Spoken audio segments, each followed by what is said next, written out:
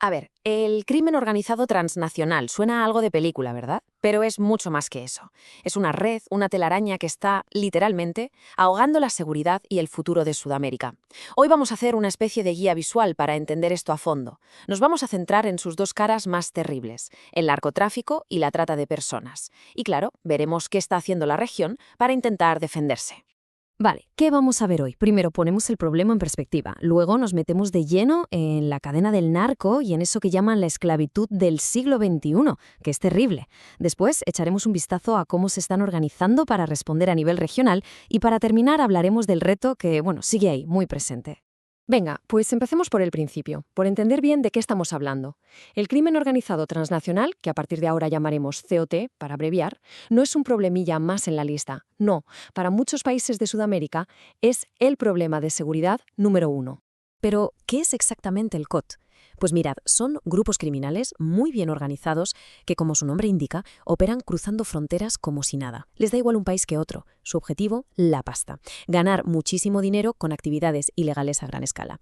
Y en Sudamérica, sus dos negocios estrella, por decirlo de alguna manera, son el narcotráfico y la trata de personas. Vale, vamos a meternos con el primer gran negocio de estos grupos, el narcotráfico. Es que, a ver, desde los años 70 Sudamérica ha sido el epicentro mundial de todo esto. Vamos a ver un poco cómo ha ido cambiando esta red criminal a lo largo del tiempo.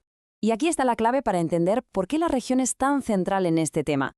No es que la droga solo pase por allí, no, es que Sudamérica lo tiene todo, desde el cultivo de la hoja de coca, la producción de la cocaína, el tráfico para llevarla a los grandes mercados como Estados Unidos o Europa. Y ojo, que ahora también hay un consumo interno cada vez mayor. Controlan literalmente toda la cadena de suministro. Claro, esta estructura no ha sido siempre igual. Ha ido cambiando, mutando, como un virus para adaptarse a la presión de los gobiernos. Fijaos, en los 80 teníamos esos carteles gigantescos, casi como multinacionales del crimen, como el de Medellín o el de Cali. En los 90 cayeron. Luego, en los 2000, tomaron el relevo grupos armados, como paramilitares y guerrillas. Y ahora, pues ahora el panorama es mucho más caótico. Está todo súper fragmentado, en pequeñas redes, clanes familiares, lo que se llama atomizado. Operan a menor escala, sí, pero se meten por todas partes, y eso, claro, los hace muchísimo más difíciles de pillar.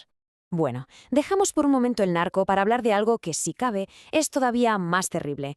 Un crimen que va directo contra lo más básico, la dignidad, la libertad de las personas. Hablamos de la trata de personas. Es el rostro más oscuro, más inhumano del crimen organizado. De hecho, se le llama la esclavitud del siglo XXI. Y no es ninguna exageración, es que es exactamente eso, es convertir a un ser humano en un objeto, en una simple mercancía que se compra y se vende, una violación de derechos humanos de la forma más brutal que se puede imaginar. Y las cifras, la verdad, ponen los pelos de punta y demuestran una cosa muy clara. El 80% de las víctimas son mujeres y niñas. 80%. Esto deja clarísimo que hay una vulnerabilidad por cuestión de género que estas redes criminales explotan sin ningún tipo de piedad, casi siempre para la explotación sexual. Pero es que detrás de todo este sufrimiento humano hay un negocio que mueve una cantidad de dinero que marea, 32.000 millones de dólares al año. Con esta cifra se entiende por qué la trata es uno de los negocios ilegales más rentables del planeta, solo por detrás del tráfico de drogas y de armas. Es una auténtica máquina de hacer dinero para el crimen. Claro, la pregunta es, ¿y cómo lo hacen? ¿Cómo engañan a las víctimas? Porque, ojo, no siempre es a la fuerza, con violencia. Muchas veces usan tácticas mucho más sutiles. Se aprovechan de la confianza, de la desesperación de la gente. El sistema que usan para captar a la gente es perverso. A veces es con amenazas directas, sí, o coacción. Pero otras veces es puro engaño, un fraude, con falsas promesas de una vida mejor. Te ofrecen un trabajazo o una carrera como modelo, lo que sea. Pero el fondo de la cuestión es siempre el mismo. Buscar a alguien vulnerable y aprovecharse de esa vulnerabilidad para atraparlo. Y una vez que caen en la red, empieza el infierno. La explotación sexual es lo más habitual, pero ni de lejos es lo único. También hablamos de trabajos forzados, de obligar a la gente a mendigar, de producir pornografía infantil e incluso de reclutar a la fuerza a personas para que cometan otros delitos. O sea, que al final se mezclan unas ramas del crimen con otras.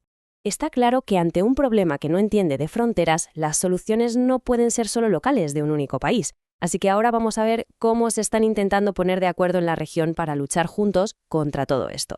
Y aquí tenemos básicamente dos grandes modelos. Por un lado, la comunidad andina, la CAN, que tiene un plan como más estructurado, con una política de seguridad común y herramientas concretas. Por otro lado está el Mercosur, que funciona más a base de reuniones de ministros y altos cargos para coordinar las políticas. Son dos formas distintas de abordar el problema, pero con el mismo objetivo. Eso sí, no es fácil, porque siempre hay diferencias políticas y, el dinero no siempre llega.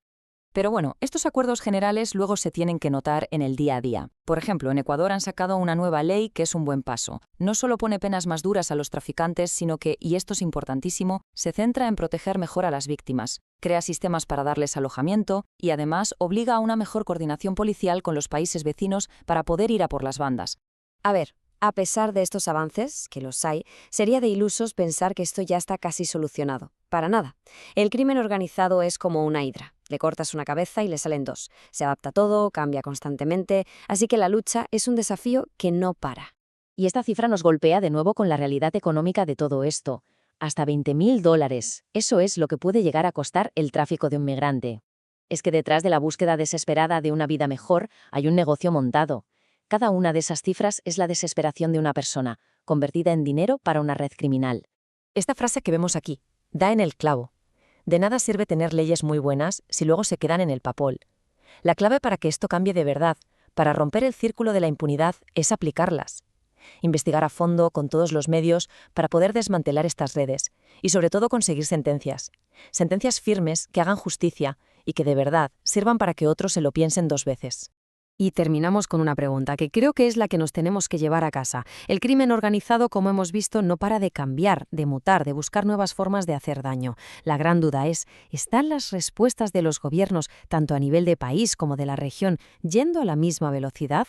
¿Son suficientes para proteger de verdad a la gente más vulnerable? Porque de la respuesta a esta pregunta va a depender, y mucho, la seguridad de toda la región en los próximos años.